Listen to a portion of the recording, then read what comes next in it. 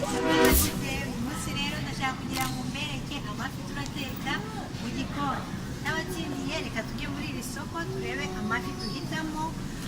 Amafi ndaza gukoresha ni tilapia ni ifi nziza cyane wabona ahantu hose hashoboka. So iyi niyo turateka, niba uyikeneye urayisanga muri Walmart. N'abatsindiye rero reka tunyarukire mu rugo mbereke uko turayiteka, nizere yuko murayishimira. Ngizi ifi rero ngiye gutegura, maje kuzivana muri frigo, ziracyakomeye. Ndashaka kugira ngo zivemo barafu. Icyo nkora nuko nshyiramo amazi akonje, nibura nkabireka kugeza mbonye barafu zivuyemo zose. Ifi yacu rero imaje kuvamo barafu nkuko mubibona, iracyari mu gisorori ariko nayivanye mu mashashi. Igisigaye ngiye gushyiramo ibirungo. Ibirungo rero turifashisha uyu munsi, hakaba hari iki ngiki, ndumva narabahaye ama video y'ibirungo byose. Ndakoresha n'ingi, nkoreshe iyi ni ibirungo bine ndumva, ubundi nkoreshe n'ingi, ndetse ndakoresha umunyu mukeya nawo.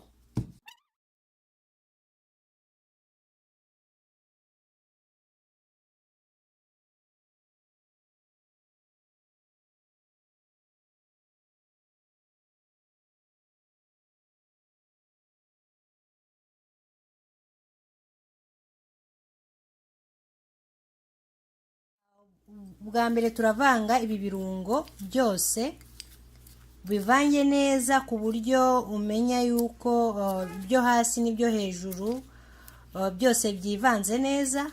Wamaje gushyiramo bya birungo urongeramo ikiko kimwe cy'amavuta. Bibaho yuko umena amavuta.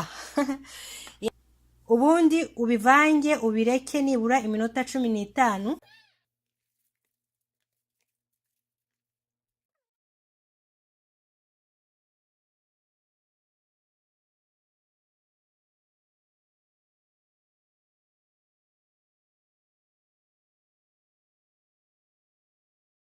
Fata ifarine nkeya uyisuke kuriya ahantu wateguriye uraza gushyira amasamaki yawe.